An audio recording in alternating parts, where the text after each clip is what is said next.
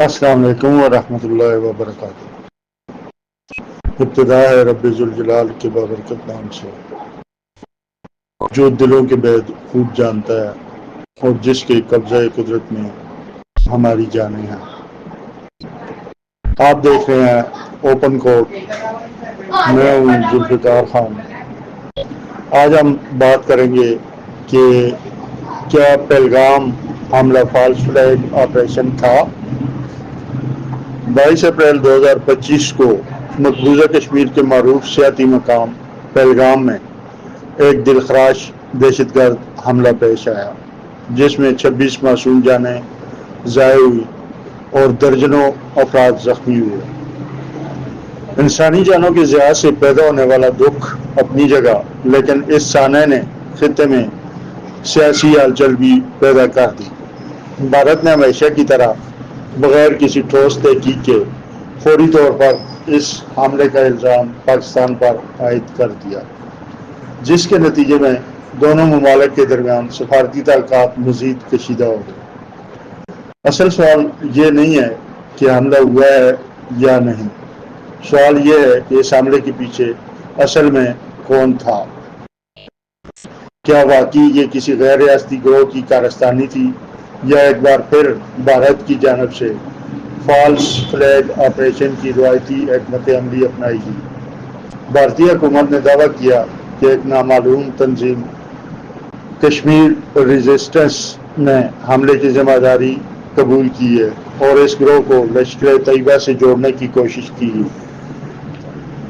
لیکن دلچسپ بات یہ ہے کہ اس تنظیم کا ماضی میں کوئی وجود نہیں پایا گیا اور نہ ہی کوئی بین الاقوامی ادارہ اس کے بارے میں کوئی مصدقہ معلومات فراہم کر سکا ہے۔ بھارت کی جانب سے حملے کے فوراً بعد سخت اقدامات اٹھائے گئے۔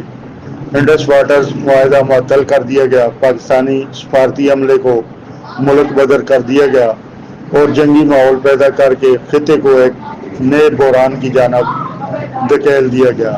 لیکن قابل غور پہلو یہ ہے کہ بھارت اپنے دعووں کی تائید میں کوئی ٹھوس شواہد پیش نہیں کر سکا۔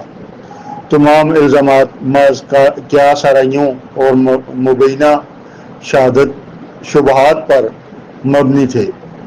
دفاعی اور سیاسی تجزیہ کار، خصوصاً پاکستان کے سابق فوجی افسران اور سینیٹرز، اس حملے کو بھارت کی جانب سے ایک فالس فلیگ آپریشن قرار دے رہے ہیں۔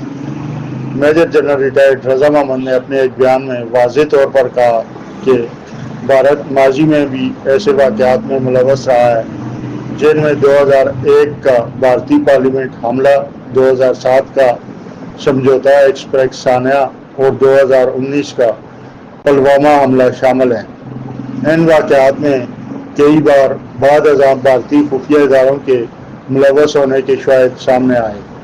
پاکستان نے پہلگام حملے پر ذمہ داری کا مظاہرہ کرتے ہوئے اقوام متحدہ اور دیگر بین الاقوامی اداروں کو آزادانہ اور شفاف تحقیقات کی دعوت دی۔ اس کے برعکس بھارت کا فوری الزام تراشی کا رویہ سفارتی اخلاقیات کے منافی نظر آیا۔ پاکستان کی جانب سے کی گئی شفافیت کی پیشکش اس کے موقف کی صداقت کو مزید تقویت دیتی ہے۔ یہ پہلو بھی نظر انداز نہیں کیا جا سکتا کہ بھارت میں عام انتخابات قریب ہیں۔ مودی حکومت کو بڑھتی ہوئی عوامی بے چینی، معاشی بدحالی اور مقبوضہ کشمیر میں بڑھتی مزاحمتی تحریکوں کا سامنا ہے۔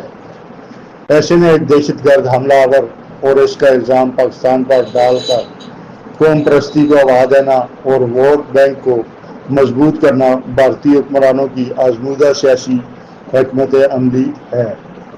بین الاقوامی برادری کو اس موقع پر آنکھیں بند کرنے کے بجائے حقیقت پسندی کا مظاہرہ کرنا ہوگا۔ اگر ہر دہشت گرد حملے کے بعد بغیر تحقیق کے پاکستان کو مورد الزام ٹھہرایا جاتا رہا تو نہ صرف جنوبی ایشیا کا امن داؤ پر لگے گا، بلکہ بین الاقوامی اصول انصاف بھی مجروح ہوں گے۔ پہلگام حملہ ہمیں یہ سوچنے پر مجبور کرتا ہے کہ آج کی دنیا میں جنگیں صرف ہتھیاروں سے نہیں بلکہ بیانیوں سے بھی لڑی جاتی ہیں، اور جب بیانیہ جھوٹ پر مبنی ہو تو اس کا نقصان نہ صرف سیاسی ہوتا ہے بلکہ انسانی المیہ کی صورت میں بھی سامنے آتا ہے۔ خطے میں امن کے خواہاں تمام اداروں اور ممالک کو چاہیے کہ وہ پہلگام حملے کی غیر جانبداری اور شفاف تحقیقات پر زور دیں تاکہ حقائق دنیا کے سامنے آ سکیں، ورنہ سچائی پروپیگنڈے کی گرد میں ہمیشہ کے لیے دفن ہو جائے گی۔ یہ تو تھا آج کا پروگرام پہلگام حملے کے حوالے سے۔